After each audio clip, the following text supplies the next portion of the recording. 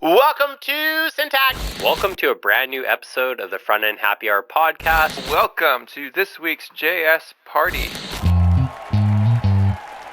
Live from Shipshape Studios, this is Whiskey, Web, and Whatnot, with your hosts, Robbie the Wagner and me, Charles William Carpenter III. That's right, Charles. We drink whiskey and talk about web development. I mean, it's all in the name. It's not that deep. This is Whiskey, Web, and Whatnot. Do not adjust your set. Welcome, everyone, to another episode of Rum, React, and Ramblings. This is the special edition for React Miami. I find myself here with my co-host, Aaron Francis. Hello, thank you for having me. Yes, and we are normally Whiskey, Web, and Whatnot, but that's not how it's going to roll today. Our special guest is Henri Helvetica. For those who do not know who you are and what you do, let us know. First of all, thank you for inviting me. Thank you for finally agreeing. I have asked you a few times. You know, sometimes the timing is just, you know how that goes. Yes. But no, thank you. And, you know, when you did reach out this time, I'm like, hell yeah, dude, without a doubt. So, yes, my name is Henri. As you may have heard just now, Henri is spelled with an I because I am French speaking. It's my mother tongue. So some people say they can hear the accent. Sure. I'm here at React Miami because I was invited to speak, and I came to talk about the performance space, which I tend to hang out in. And I talked about DevTools because they had some updates that I thought people probably didn't know about or haven't seen or paid much attention to. So I definitely want to talk about that. Yeah, what we else? could just start with that. That's good to go. This is who you are. You are Henri. Yes, Ça absolument. va? Très bien, merci, toi? A lot of people don't know. I took French from 4th grade until about my sophomore year in high school, and then for like a year or so in college, and then I quickly forgot it and didn't actually ever go to France until I was about 37 or something. This is the first time. So my ability to use it and speak it is fairly small, un petit peu, but I do understand when people speak a little bit more. And Mr. Francis? And I grew up in Texas and decided, you know what? I don't want to take Spanish. I want to take French. So I too took French. I took French in 9th and 10th grade. However, my French teacher was also my soccer coach. And so it was not a very serious thing. And so we would always start, I went to a private Christian school. We'd always start by saying the Lord's Prayer in French. And then I would say, can I go to the bathroom in French? So that's about as much as I have in terms of French. However, my wife majored in French in college, so she is fluent in French. What is going on I right know, now? it's weird, right? That is so weird. And before we had kids, my wife and I both worked remote, and we were like, what the heck are we doing in Texas? Let's move to Paris for 3 months. Yes. So we did. I love it. So we just took our regular jobs. We didn't have to get fancy visas because it was 90 days, and we just went and lived in Paris. And it was great. Wow. This is pre-kids? Pre-kids, for sure. I have much respect on that No way. otherwise. You know, it's funny. I was talking about Paris a couple of days ago because, well, a couple of reasons, but I've not been back there in a little while. I had family there, but I used to like to go for a number of reasons. Anyways, I've been meaning to go back, and I'm going to interrupt myself. I should have gone last year, and because my plan was to actually work remotely in Paris during the Olympics. Cool. Didn't work out like that. And then I realized I probably should have just volunteered to work during the Olympics, but that came too late. Either way, I always wanted to go back because if you do not know, the Parisians pride themselves on bakery, croissants, baguettes. Baguettes. My daughter, who is almost 6, she hasn't been to France, but she is obsessed with baguette. She wants French butter and baguette, and she would eat that every single day. Good taste. Well, there are people who eat that every single day. Yeah. And but they actually have I don't want to say world famous, but a certainly citywide famous, if not famous in France, a Grand Prix de la Baguette, which is a baguette Grand Prix, literally translated, and they rate the best baguette in Paris. And it's a prestigious award. I bet. Because the winner then is the official supplier for the French, oh my God, what's it called again? like basically the French White House. Wow. Whoa. Yeah. And so for the next year, they're the ones. And they do it supplying- via competition, and then 100%. dude. that is so cool. They'll have like 130 baguettes, and they have these judges that go through it. Why are we not doing that? I don't know. I we wanna need be to a be judge or having something. baguette competitions for like the U.S. White House. That's a great idea. That would be amazing. Yeah. Like the official, I don't know. What would it be, though? It wouldn't be baguettes. What I would know. be- Yeah. Hot dogs? Probably. Yeah. Hot Probably, dogs, or- hamburgers, pizza. Yeah. I don't know. You All can't the do the best normal- Diet Coke because Diet Coke is just Diet Coke. But like, Yeah. yeah, something more American, Like like casserole, the best casserole, the official White House casserole. Apple pie? I don't apple know. pie. There you The go. best apple pie. That's true. Yeah. Yeah. Well, before we go too far down that, Yeah. we do have to get to the first part, which Okay. is drinking rum. I almost Alright. said whiskey. It's hard, because that's just my bread and butter. Reference intended. It's your baguette and butter is what you meant. I would, yeah. Anyway, today we are having Rhum Barbancourt. This was recommended by you, and this is the 15-year expression. Is there anything else you can tell us about this? Well, the first thing I'll say, it's pronounced Barbancourt. Barbancourt. The only thing I can say about it is that it was a staple in our house. So You my grew background. up on this rum. Well, I don't know about grew up. Maybe my parents did. My background is French Caribbean, Haiti specifically. And by the way, React, I know he's not here. So, but he was mentioned this morning. Oh my God, from Remix, Ryan Florence? Ryan. Yep. He did some volunteer work, mission work, I think maybe. Oh, yes, because he's Mormon. Yeah, and he one day he tells me, he's like, dude, I totally like hung out with Haitians for like 2 years. Really? I'm That's where like- did he do his mission in Haiti? I can't remember That's if you not so said bad. in Haiti or not, but I just remember hearing my jaw drop. And I was like, dude, what are you talking about? And he started to tell me X, Y, and Z, and I just couldn't get that out of my mind. I'm like, you hung out with Haitians? And he's like, yeah. So does he Yeah. speak French? If anything, wouldn't he would surprise me. He's probably good at a lot of he would things. probably know a few Creole words, Uh-huh. but I always remembered that. How Nice. funny. Yeah, he was. Yeah, it doesn't surprise me. He does it all. Okay, so what's going on right now? Well, I usually start with the smell just to get an idea of like what aromas Right, what are we I pick working up. with here? Yeah, your olfactory response Okay. to this. This is dependent on Henri. So if it's not good, he is the one that recommended this. So there's a lot of pressure aged here. rums, and this is a 15-year-old, so I Okay. think there's that. Okay. I think it's a Haitian rum, so it's it's So not the one all that you're signs gonna. are pointing to yes. You're not finding this at like the 7-Eleven or something. Like this is That's a definitely good thing. specialized. Okay. Yes. Smells good. All right. So a lot of times, if there are taste and aroma references made, you said apple pie, and I actually am getting a little apple cinnamon on the smell. I don't know. Give it a whiff All and right. see if you're I've picking smelled up it a any of couple that. times. I can't smell it. You don't get that. I'm just Okay. going to go ahead and Yeah, drink that's it fine. now. There's Yeah, nothing here we wrong go. with that. Yeah, get in there. Oh yeah. That one's much better than the previous one. It's in way better. It's You got a little passed, burn Henri. You on there. passed. Oh, well, thank you. I'm glad I'm not going to be thrown out. Yeah. Like I said, it was a staple in the house. And I remember on my way down to React Miami, I'm like, man, I know it's Miami. There's a large Haitian community in Miami, by the way. Okay.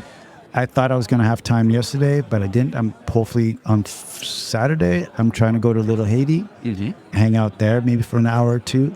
And like I said, for me, coming down here was the idea of just kind of like being in a Haitian community environment, Yeah, which is having why a good, like, I brought close cultural connection there. 100%. That's I love why it. I brought up Barbancourt, because it is a Haitian staple. And how long have you been? You're in Toronto now. So Yes. how long have you been there? I've been in Toronto 20 some years, 25 now. Nice. Yeah, exactly. So I'll be honest, part of the reason why I love Toronto so much, there's a very large Caribbean community in Toronto, Really? believe it or Really? not. Interesting. With all the winter climate and all that Yeah, brings. like why you all want to go up where it's cold? Hey, Yeah, I what mean, do you, like what do you Toronto, attribute but- that to? At the time, a couple of things, but mostly immigration. So there was a moment where a few countries, like the UK specifically, and Canada as well, they had a very open immigration policy. They invited a lot of communities over, and for some reason, the Caribbean community kind of like vibed with it. So one of the biggest Caribbean festivals in the world is in Toronto. Yeah, it's called Caravana. Well, officially not, but it was always called Caravana. So massive Jamaican community. Some of the best Jamaican food on the planet is in Toronto, by the way. Again, the majority of the English-speaking Caribbean is represented in Toronto, and a few others and whatnot. Like, there's a very, very, very, very, very small Haitian community there. Like, not even worth mentioning at times, because the majority of Haitians are in Montreal. Okay. And then there's also a large community. Quebecois, like Exactly, that's a more in natural French. blend. Exactly. Yes. Okay. And there's actually a fairly big community as well in Ottawa, which is about 90 minutes from Montreal, 4 hours from Toronto. Yeah. Okay. But yeah, Toronto is, for me, the Caribbean community makes it feel like so at home, Yeah. which is why I love London, England as well. Same deal. Really? And that came from what's called the Windrush generation, when the UK was looking for more staffers, more workers.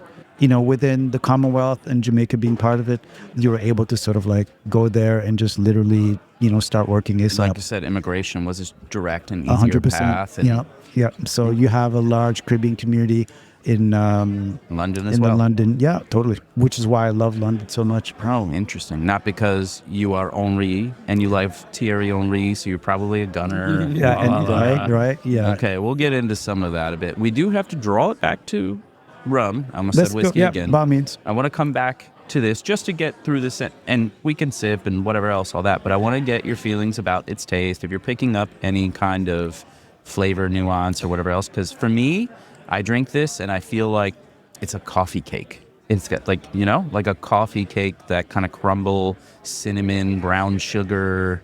Those are the flavors I'm kind of picking up there. So I'll be the first one to say I'm not a rum connoisseur like that. I would not be the person to trust on, tastes and reviews and whatnot.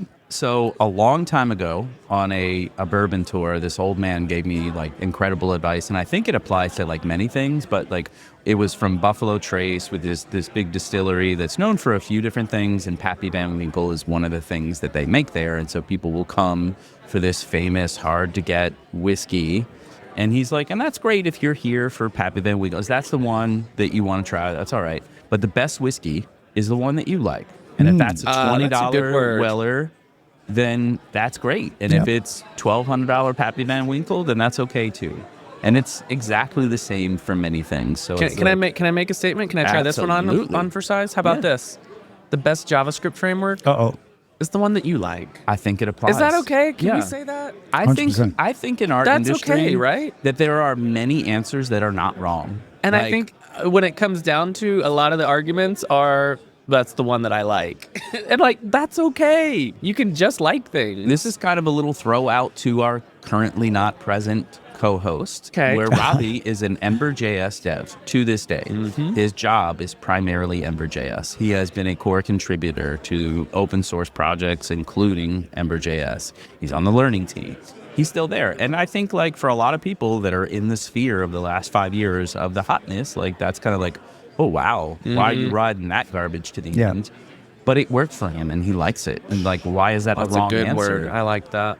No, So- I absolutely agree. I think, we've gotten into this. By the way, I have a bit of a raspy voice. I have to apologize. That was partly due to last night's sort of night. That's kind of night swim it's part and place. parcel. It makes the for great territory. radio, so Yeah. don't be self-conscious. It sounds Yeah. awesome. Thank you. Thank you very much. I've got a Exactly. face for radio. Exactly. James Earl Joyce is related. You could have know. been, you could have been Darth Vader. Who knows? Dark Vader. Jeez. All right. So, All right. There's no boundaries on this show. That's exactly fine. right. Yeah. We just started. I believe, and it's unfortunate that we're in a place right now where people do not deep dive, and you end up jumping from like product to product to product and never really having any kind of mastery. And what ends up happening, that suddenly having mastery in a particular framework that might be quote unquote outdated is supposedly looked down upon. Not and it should valuable not. in some way. Yeah. Right? Like, if you're productive, that's what it is. Absolutely. Yeah. I think it's, this is another good point. I want to wrap up the rum. Yes, and then please. let's I'm sorry. Get into, no. Oh, yeah, that was- you I think you that are was the giving main me thing. good ideas No, that one and, was and me. good points here. I think it was a nice tie together because those are some things that, pretty good, that I yeah. try to get at for sure. All right, and I'll lead it, but I'm first going to remind our listeners and let Henri know that we have a highly technical rating system from 0 to 8 tentacles. 0 being horrible, throw this stuff out. 4 is being like, it's not bad, it's not great, middle of the road, fine. 8 being amazing, clear the shelves. And clear the shelves, I must clarify, because that is more whiskey vernacular in that, like, if you see something you love, that means just buy every one you see. That's what clear the shelves means. So on this one, and this one isn't crazy too, I do take price into account personally, and I'll take some accountability in this episode of setting the standard of what I feel about this rum. So this one was only like $60. Okay. And I think for $60, this tastes great. And this is what I like about other aged spirits outside of whiskey, because whiskey has gotten a little crazy, and like $60 is a baseline to like even have anything decent these days, which is bullshit. That's a lot. Yeah, you can find things like Maker's Mark and Buffalo Trace and spend $30 and get something decent that is fine. But in general, there's this weird $60 baseline. And this being only $60, I think is very tasty. Like I said, I was saying to Henri is like, this tastes like a coffee cake a little bit to me. And it's like, but not too sweet. It's got a little coffee cake. It's got a little like punch back. I call it the hug. The whiskey hug would be like a little burn. I want a little burn. I want to know that I'm having alcohol, but I don't want it to like make it hard to move from sip to sip. And so I like all these things about it. I think it has a good value. And for me, on a rum spectrum of 6.5. Ooh. Yeah, I don't know. I'm Good high score. vacillating between 6.5 to 7, but I think 6.5 is like I can easily lean into. Would have again, would recommend, and I appreciate being able to try this because of you. You're very welcome. And my selection was predominantly based on, what I discussed. Sentiment, Sentiment, family, and being in the environment where I think it would be likely very available. Yeah. Because when you'd ask, I'm like, oh, dude, Barbancourt, 100%. Yeah, they've got it. Get it. It's probably being sold in like corner stores. Yeah. I think we're in this Miami. 15 might be like the level up. Yes. Because they did have a couple others, but Yeah. I mean, it would be hard for me to grade this because, like I said, I don't whatever. know how. Just pick a number. It doesn't matter. I'm going to throw out a 6. And I say that simply because, in part, I'm not... Don't be afraid to say 8 if in your context this is just the Yeah, best if this for brings you. you back, to childhood. Yeah. All right. You got me. 9. Yeah, there we go. Let's go. The memories count Absolutely, for a bonus absolutely, point. I like absolutely. that. Yeah. I'm gonna give it a strong 6. It's way better than the last one we had. This is Gosh, great. It's night and day. This and is awesome. I I will be like this. sharing this so that we can elevate for Adam like his own context too. Because we had some Appleton Estate rum before, and it was fine, but it's not really a sipper. It's more of a like, this is better than bottom shelf to put in your mixer. That's what I would say it was good for. And this is like tasty. Have it on your own. Put a cube in there if you want to make it a little cooler. Like, we'll go down that path. Here's a question since we'll remain on topic for a few more. What makes a good rum? I think good natural ingredients, from my understanding, and I don't have anywhere near as much information about the process as I do about whiskey. But my understanding is that you want it, a lot are made with cheaper ingredients in it because you start from a sweet. So like molasses or just a corn syrup or that kind of thing will be your basis of your regularly available one versus sugarcane. And so if you have a sugarcane starter, that is the key. And if you don't want it to be super sweet, they're often aged in used barrels, which means you want something like 10 years plus for it to really draw out. And then you're probably looking at what it was aged in beyond that. That's all I know, though. I can kind of, because one of my favorites is Zacapa 23. And that one, I mean, the fact that it's 23 is like a huge thing. And it's got a great balance between like sweet and deep profiles. Interesting. Yeah. Good to know. I mean, we got plenty of sugar canes in Haiti, so Yeah. Probably doesn't hurt. Plenty. Many extra. Absolutely. Yeah. Cool. I learned something. Well, there we go. That and my usefulness has come to a grand end, but we will. Yeah, I think it's a great conversation, and I know, like in the grand scheme of things, like the internet isn't that old, so its associated technologies are not that old. At the end of the day, what we are doing is kind of serving HTML. Yes. And that is sort of the output that our consumer, which is first a client and then is a user to do and interact with things there.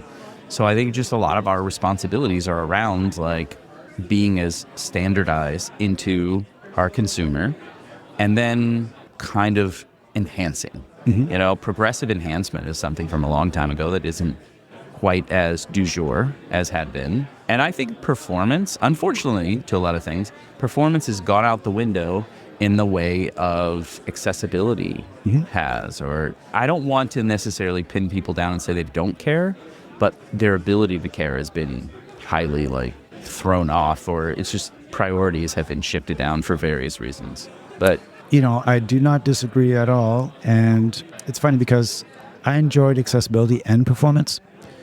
And in my own mind, I was like, okay, I think I just have to pick one or the other. And I went performance-wide because I just kind of like the idea of number crunching. I talked earlier about user experience being completely intangible. You know, it's kind of like, how do you measure this?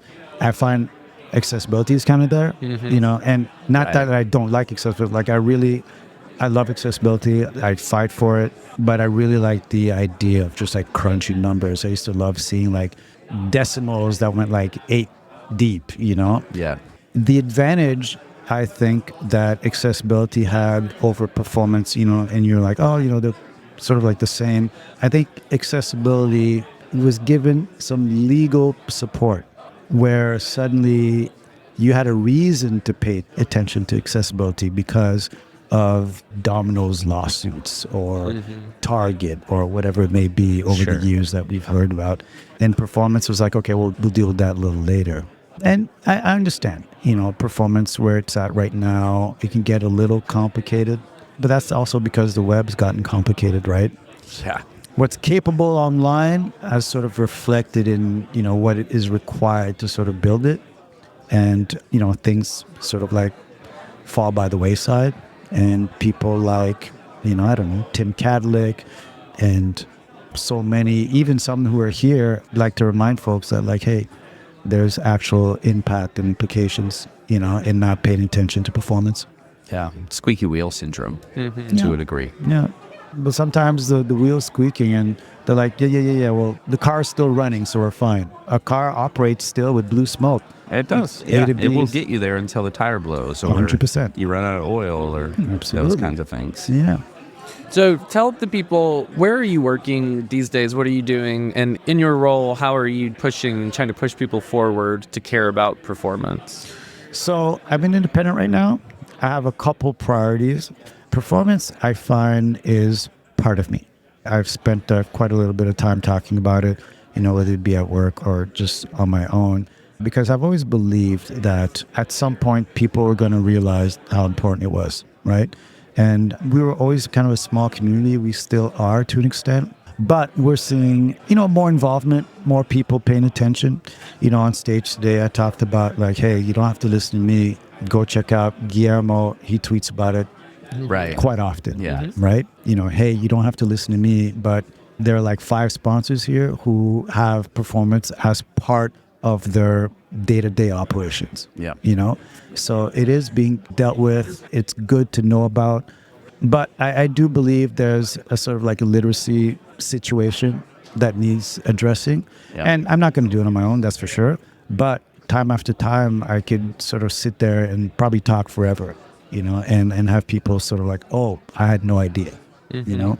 And something as simple as browser dev tools, which is in the browser they're actually using. Yeah. Like they're literally not keystroking into another part of the browser because X, Y, and Z. It could be a number of things, you know. And I shared it, you know, in the hallway here. Performance involves like a bit of a fire hose of data. Sure.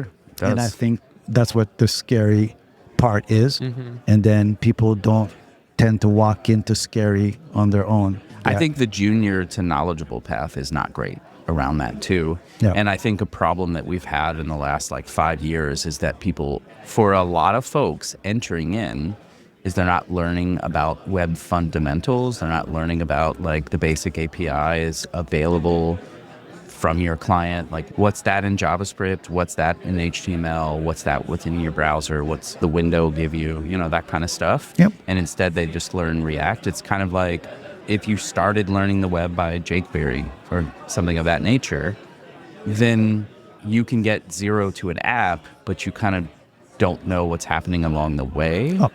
So that all that is to say is like trying to approach a thing called Web Vitals seems really scary when you can't walk backwards to what it's talking about because you can't map that to JSX easily. You can't map that to use effect easily. Like all of those things just kind of are in a one-to-one parallel. Yeah. And what you said about the 0 to an app in no time is precisely the challenge. And I'll never downplay that opportunity to really whip something up in no time and be like, oh my God, this operates. Yeah, it's cool. That gets you the fire going, but that shouldn't be the MO moving forward. And unfortunately, I think we are in a position right now where maybe a year or two ago, we were criticizing that I'm not sure they know what's going on. It's actually getting worse now for obvious reasons. And I always remember this example. Someone honestly just tweeted out hey, I have one client and I whipped up this app using AI and the client came back and said, here's an issue. He could not solve it. And he publicly asked for help. Brutal. And that thread was longer than the I-95. Okay. It was long. That's bad. This just in, Whiskey.fund is now open for all your merch needs. That's right, Robbie. We're hearing reports of hats, sweaters, and t-shirts, as well as a link to join our Discord server. What's a Discord server? Just read the prompter, man. Hit subscribe, leave us a review on your favorite podcast app, and tell your friends about our broadcast. It really does help us reach more people and keeps the show growing. All right, back to your regularly scheduled programming. I've got a hot take. And it's kind of this, is that I think that there's a certain detriment to current learning paths that I think helped me a lot in that earlier in my career, I was subject to folks who just weren't that nice about helping me. And they, RTFM? Yes. And you get told RTFM enough times that you figure out how to learn to ask better questions. And that is you're being rude. Or I think career pathing actually has fucked this up a little bit too, because there's an aspect of, and where that is in your own career ladder, where you're supposed to be a force multiplier to your team, which is essentially you quasi-manage and mentor. And I think it's good when it happens naturally, but I think it's bad when it's a forced part of I've been doing this 8 years and I'm trying to be a senior, and now I have to make Aaron, the junior, better and force multiply as part of my path, and I'm just not well suited to that. Or it's just not happening well, or I'm too nice along and I'm just helping Aaron, and now Aaron's shipping more, so now I get my bump. I think there's some rudeness. I think there's a level of go read the fucking manual, go figure out how to dig a little bit, because that is how we get better at our craft. I don't know, hot take, wrong, right, bullshit, maybe. I think directionally correct. Okay. I don't think we need to go back to the Stack Overflow days of question closed, do better. Yeah. I don't think that was super productive. I do think it's incredibly productive when somebody comes to you as maybe a senior or a mentor type situation. Somebody comes to you and asks you a question. I always think an appropriate question back is, what have you tried so far?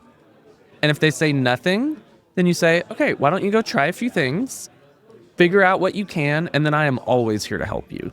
But if you ask somebody, what have you tried so far? And their answer is, I don't know. I saw the error and I came to you. It's okay, for your sake, I want you to go back and try some stuff, because at some point I'm not going to be here. Yep. Or you're going to find somebody who doesn't want to answer your questions. Or maybe even worse, somebody will answer your question.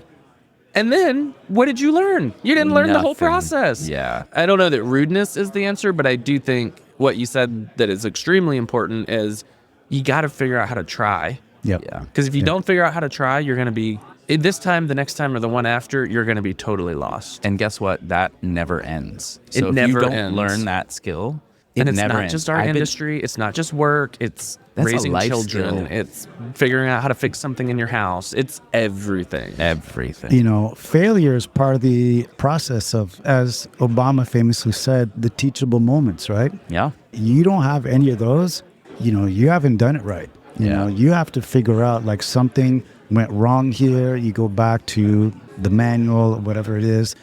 And sometimes that's when you find out that the docs aren't well written, you know, by reading them. Yeah. You know, so I'm about this teachable moments. You have to figure out where did I fail here? And chances are it's not cataclysmic, you know, your mistake.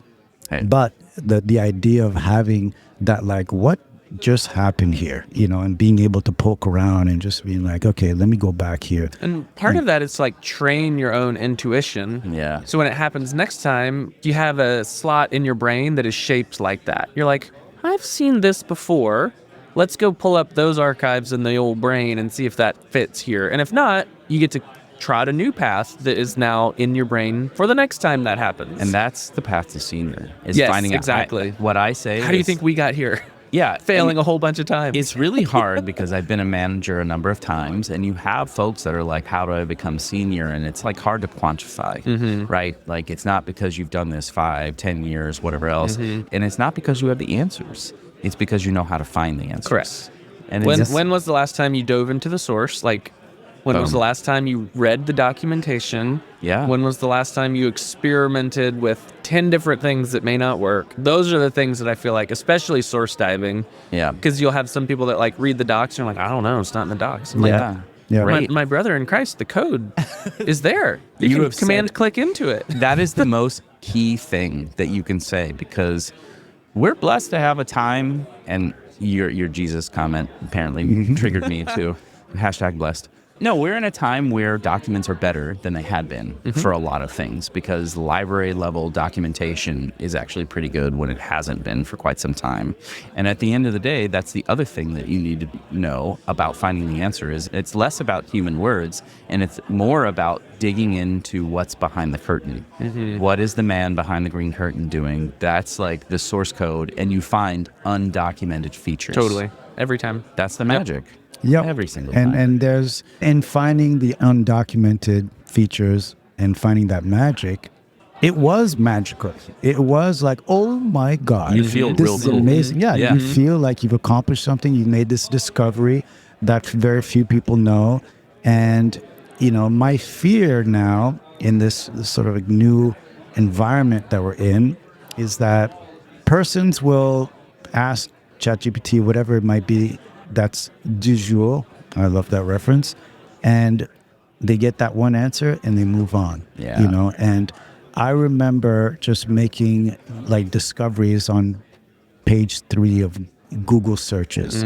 Page Place where 6. no one goes. Yeah, something that was poorly indexed. Uh-huh. Yeah. And you That's the found good stuff. Yeah. the good stuff. And that made me so happy some days. Like, oh my God, my next talk is going to be like a banger. Yeah.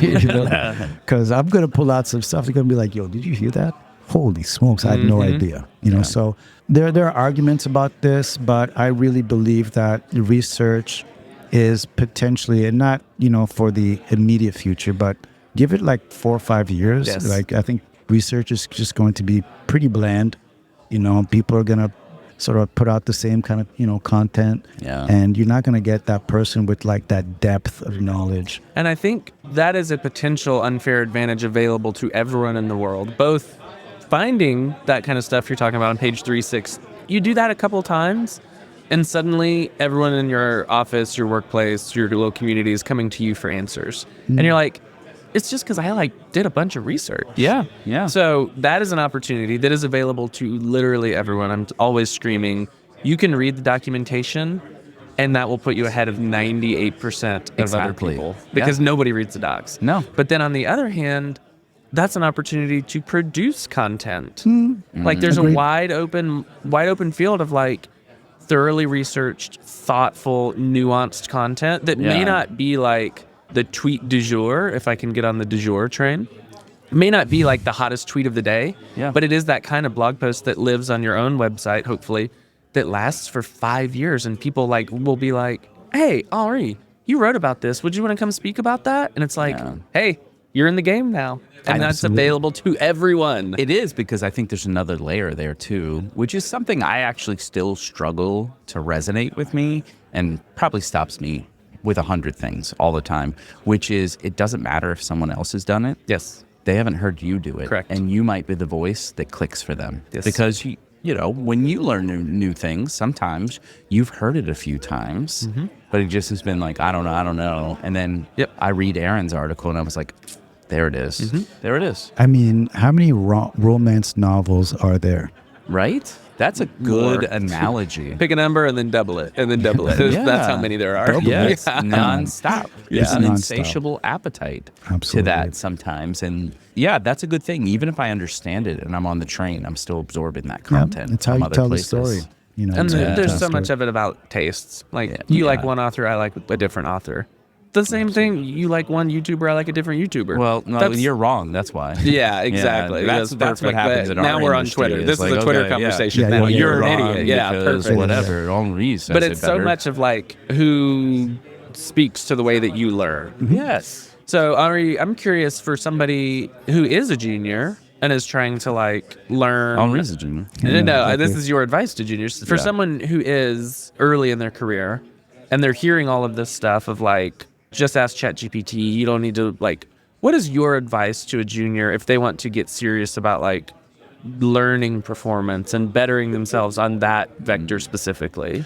So the first thing I'll say is someone who is a junior and they're using ChatGPT, I believe that as a junior and really lifelong, but ultimately, especially as a junior, you should be curious.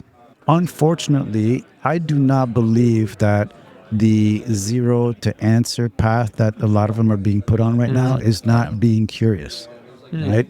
Yeah. Because they're basically saying, can I have this answer now, please? And they're hitting enter and they're getting an answer and they're moving on. It's like taking Viagra at 18. Amazing. You know, It's like, you definitely don't need this right now. I mean, just go. You know, the 18-year-old's like, well, I was having heart problems.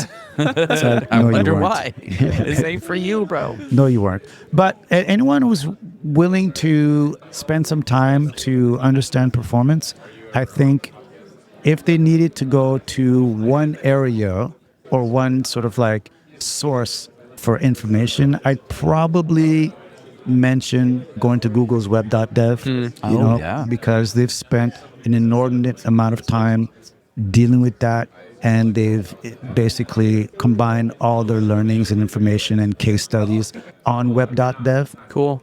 Now, granted, there's a lot of content out there that would certainly complement that.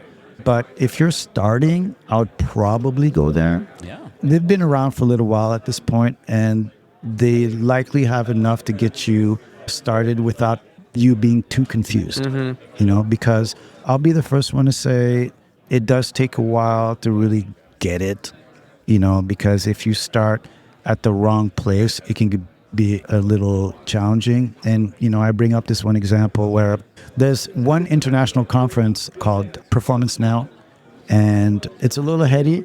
The sort of like performance elites tend to show up there, and others who are trying to learn as well. But I was with this one young lady who came to see me, I think a couple of years ago, and I was there, and she pulled me aside and she's like, listen, so-and-so got on stage and whatever he was talking about flew right over my head, and she started to panic. And she was like, what is going on? Yada, yada, yada. And I was like, hey, I explained some things to her. But I realized that that could easily happen, you know, because especially the way performance is right now, we're really focused on like optimizations within optimized material already, you know. So there's so many little parts that we can sort of like chip away at, because at scale, it really comes and, you know, manifests in a snappier app. But they might not be like that low-hanging fruit that we used to talk about, say, like 5 to 10 years ago. So, if I can, Yes, follow you up. can. What is your advice to the junior who is trying to learn and is trying to use AI, ChatGPT, trying to use it well, trying to use it as a point of leverage without shortchanging themselves? What's your word of wisdom there? Like, how do you use these tools without sabotaging your future learnings? I think, unfortunately, it's going to take you to listen and read what ChatGPT has sort of provided in terms of guidance. And I think you're going to have to potentially double check that along the way. Let me make sure I'm understanding what you're inferring Yeah. here. Because I think what I'm hearing and what I was thinking also is that you have to be proactive enough to not just take the answer. Ask your AI mentor at that point to explain why or how they came to that conclusion. Absolutely. So we just need a better culture of like, if you're early on using these tools, that's okay because it's a tool. Sure. It's not bad, Yeah. but when wielded appropriately. Yeah. So if you're going to use them, make sure you're answering or asking follow-ups as to how they came to that conclusion. Show your work in the math problem, that kind of thing. I could sort of even provide a kind of like a very comestible, real world example. It's like Googling news now. If you do not, especially in this current climate, if you do not try to have this answer supported in other areas, Fact-based support. Yeah. fact-based support, you're doing it wrong. Yeah. And I think that's a life lesson also. absolutely. And I can't remember the exact quote, but it might have been around maybe vaccines. I don't know what, but someone said something, are you going to trust the fake news with the best SEO? Something along those lines. It was like a better quote, so I have to apologize. But I was just like, bingo. Yep. Yeah. And can this news... The lazy answer isn't the right answer always. Absolutely. Often it's not. Yeah. It's I heard this, and you just do a quick Google. It's like, I've not seen this anywhere else but here. Yeah. Like, what is this all about? Yeah, for so, sure. That's so reasonable. that's what I would tell a junior. It's just, hey, junior, cool. This is a great starting point. Unfortunately, I have to tell you that you might want to search a little deeper, more often, to make sure that there are parallels in this answer in other sort of corners of the internet, and then confidently say, okay, I think I'm started, where I need to start. Yeah. And then, go through this, whatever it is, optimization or whatever change that you're trying to make, that because, there's an error or something's not loading right. Yeah, that's helpful because I don't think anyone is promoting like don't use AI, but Yeah. very few people are promoting how do we use AI and not like hamstring ourselves in the future. So that's helpful. I think that's good. Yeah, they're trying to subvert humans rather than enhance humans. Yes. And that, I think, is the problem. I would prefer to be super powerful versus left behind. So Yeah. that's where I'm trying to be. We'll see if it works out, but Yeah. we'll see. We all take a risk. Yeah.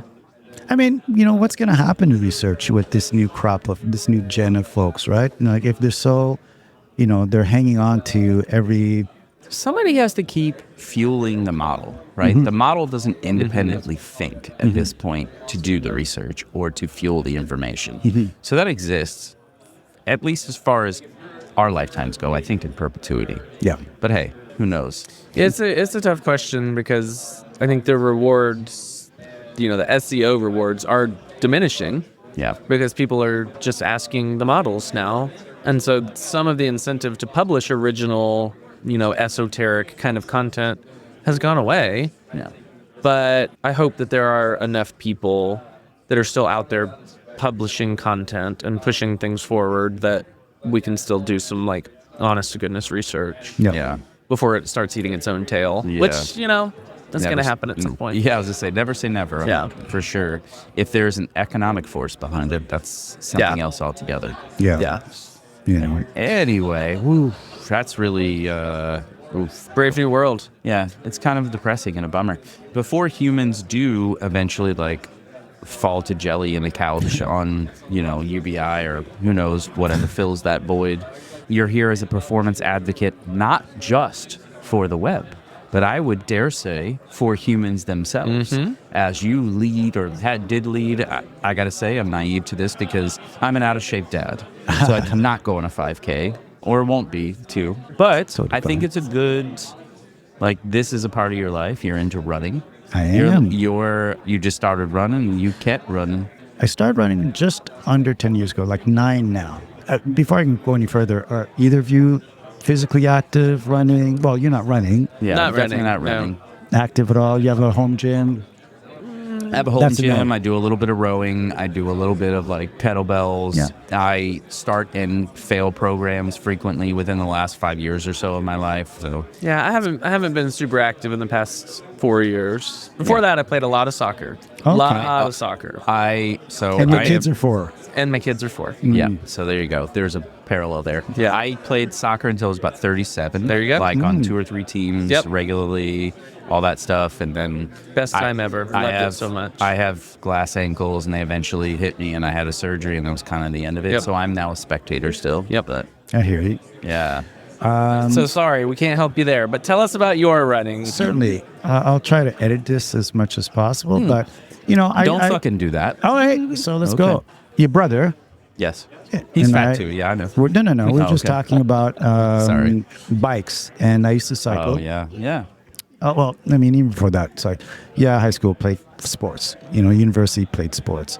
Got away from it for a second, but I started cycling fairly heavily. Enjoyed it, loved it. There was like a design element to it because I loved sort of like putting together my bike. And then my bike was stolen, which is kind of like a rite of passage in Toronto, unfortunately. I did spend a little bit of time not really doing much, and I was never a big person, but I do remember putting on a little bit of weight. And I was like, hey, what's going on here? And at the same time, I used to see a friend of mine who was the lead of a run club. And I used to love watching them take off from like their start point every Tuesday. And it was like a huge group. And I was like, man, that's pretty cool. And another friend of mine was part of that group, and he got running. He spoke to me once because I caught him either on a walk or on a run. And we spoke for like a few minutes, and he told me how to get started. There's this thing called Couch to 5K. Oh, I've heard of that. You've heard I of it? have not. Yeah. So This is basically, nice. literally gets you off a couch and running a 5K in anywhere from like 8 to 10 weeks. Wow. Right? So I tried that, did it over like 12 weeks, and I ran my first 5K. And honestly, when I finished it, like I might as well have been given a gold medal. That's Felt how pretty it's- good. Oh my God. That was the best thing ever. Nice. And You were hooked. hooked. It was such a great feeling. Side note, I went looking for a 10K right after. Then I went back to 5. Longer story. I do believe like training for 5 and 10K is like all you need, for fitness. Yeah. And then I found myself starting this hashtag devs who run because I felt like this little guilt that I was the only one having fun and getting fit. I mean, I'm sure I was wrong. People are running, whatever. But, Yeah, but still. I wanted to share this with a community which is known for spending a lot of time on their computer Yeah. for work. And we are a generation to an extent kind of watch TV online as well. Sure. And, multi-monitors, we're comfortable doing a bit more work with a little basketball game playing, with a little soccer, FIFA, whatever it is. Yeah. Or just playing games. Yeah. And, I really want to see people a bit more active. So I start to pitch a few conferences with the idea. Now, I'm actually going to sort of take a mild off-ramp here. And were you listening to Gabe this morning? I have We not. were setting this up Yeah, this morning. this is all happening this morning, so no. Ironically, I saw him down the hall, and I was going to approach him, but had enough time. And then he was on stage and kind of shared his health journey. Oh, yes. I know some about his health journey. Yeah. though, so- Exactly. So, and I was actually going to ask him about that before he shared it on stage. I actually started to remind men, especially, about health and health literacy. Yeah. And so while I was running, as I got going, I found myself habitually pinging my doctor. I'm like, can I come in? I'm seeing this. I'm feeling this, whatever. And it just got me into this vibe, right, of like really looking after myself. And I remember I wanted to go for a checkup, whatever. And it was during the pandemic. And so I couldn't, Yeah. Of course. like anyone else. So when things kind of cleared up and whatnot, and I was like, okay, dude, I'm a little busy, but I got to set up the schedule. I went in, I had 2 polyps, Oh. Wow. and I was like, what do you mean? You're right. We don't And- know. Exactly. So, because what happened was, I did like a fit test, whatever, the fecal immune, whatever, FIT, I think it's called. Yeah. And I failed that. I found out like 24 hours later. And I was like, what the hell's going on? Then I had to go for a full-on colonoscopy. Yeah, right. As we And- get older, men. Exactly. And I Yes. found out, like I said, I had 2 polyps, and I was just kind of like, holy smokes, And I've been like tripling down ever since. So for me, the health is like secretly, hey, these are things that you can do to sort of like stay fit. Yep. And I'm not saying that's going to solve anything, but it gets you into like a different mindset. And so for me, running is, I love it. I Yeah. enjoy training for it. I love staying fit, but it's also sort of like this reminder. It's like, hey, There's a mental health aspect to it, and that's been 100%, proven. 100%. And then obviously physical help. absolutely. I have young kids. I wanna extend the time when they can outrun me. Like Yes. I want to keep that going Yep. for a little bit. So Yep. I have a lot of interest around that. Yep. And Yep. then and then just- hopefully be a fit grandpa. yeah. I mean, and be around. I want to be around. Yeah. To And- be and- a grandpa. And, right? and the point is that, some of these situations are happening a lot younger now. Yep. And I think people are not realizing it. Yeah. And, I don't want to come in here, bearer of bad news and scaring people away. But I think my fitness journey was fueled by like just wanting to be fit, Yeah. but also wanting to stay fit. And I A think healthy body fights disease kind of thing.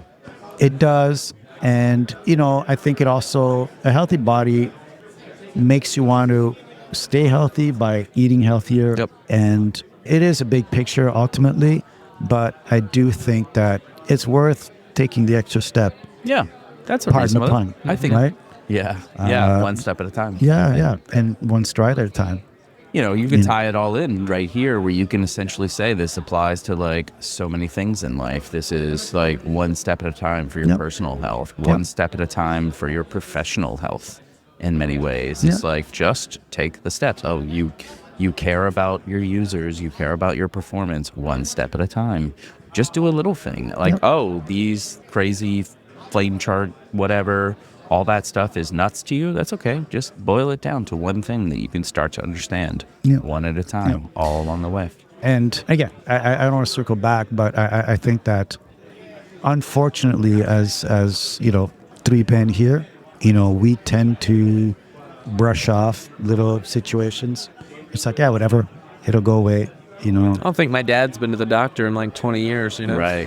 It's So just he's a dad just like thing. YOLO. Yeah. Yeah. That's it. Yeah, that's what and- we do. We are providers and we push off our own needs for those that we love and care for. Yeah. So, Are you finding that the dev running community, has there been some growth around that? Are you finding other people there or? I mean, it happened mostly when I was tweeting it quite often, and people would be like, "Oh, I run," and Yeah. whatever, and people start to share their runs, which was what I was Cool. encouraging. Yeah. I've never gotten into like the sort of like the health and medical side of it. From time to time, like once or twice a year, I'll tweet something out. Like I was watching this one YouTube. This doctor had a video. It was like a 10-minute video on, I think it was like colon cancer. I more or less know the story, but like, let me watch this. But one thing I did notice, he had like 1 million some views in like 48 hours. Yeah. And the rest of his videos were like 300,000 in like a year. Wow. Like someone's watching this. Yeah. And, and again, it's the idea that people are quietly fearing, but not necessarily taking the steps. Yeah. you Yeah. know? They're not creating community and kind of sharing those concerns Yeah, and it's normalizing important. it to a Yeah, degree. Absolutely, absolutely. So the running for me is that, staying healthy. I enjoy training for it. I enjoy running and racing 5 and 10Ks. In fact, this weekend is the Boston Marathon. Oh, yeah. I would have been there normally to run the 5K race. Yep. But, conflict with this, and I wasn't really ready for it. Yeah.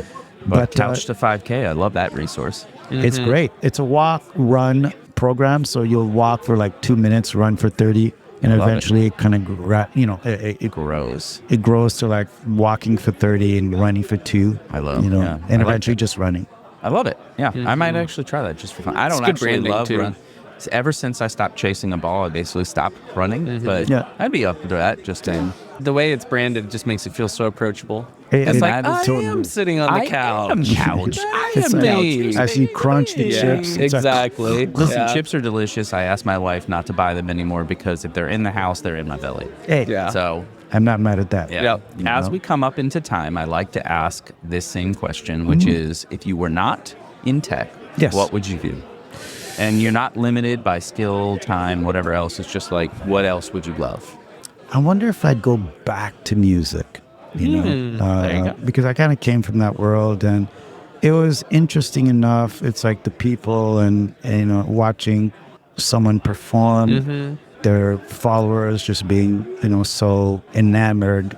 There's joy into seeing that from a distance. Like, oh my God, like you look at this, look at my artist, or look at someone I'm managing, or someone I'm working with that is having like an amazing moment. Yeah. So I think that might be it, because Sounds there's very still like, gratifying the way you put it. So there's still community around that. There's still people you get to kind of talk to and whatnot. Musicians who run is a great hashtag. That's great. Yeah. That or teaching, I think. Yeah. Yeah. Nice. So it's along the same lines. Excellent. Anything you want to plug or talk about, or where the people can find you? Man, there'd be so much to talk about, but you could find me on any socials, really. Helvetica, how you know how to spell it. Henri, Henri. I tend to share my thoughts there. So, I'll get into, things like the Command H stuff, and like my vision of what the in-person event could be. Potentially a future, something I'm going to try out as well. So, find me there. And that's pretty much it. Ask me anything. AMAs. Well, very nice. Thank you for doing this. This was a lot of fun. Oh, man. Thanks for having me. I actually enjoy these things. Yeah. Awesome. Well, we enjoyed having you. Yeah. Oh, merci. And we very much appreciate the rum recommendation. I'm sure Aaron appreciates the upgrade from the previous. This is an upgrade, so I appreciate you. Yeah, and we'll talk more in the future. And we'll leave some links down below, because you gave a talk this morning, and we'll link that up when it's live. All right, now we beatbox out. No, we don't. That's so I don't funny. know. I'm not good at that. You've been watching Whiskey Web and Whatnot, recorded in front of a live studio audience. What the fuck are you talking about, Chuck? Enjoyed the show? Subscribe. You know people don't pay attention to these, right? Head to whiskey.fun for merch and to join our Discord server. I'm serious. It's like 2% of people who actually click these links. And don't forget to leave us a 5-star review and tell your friends about the show. All right, dude, I'm out of here. Still got it.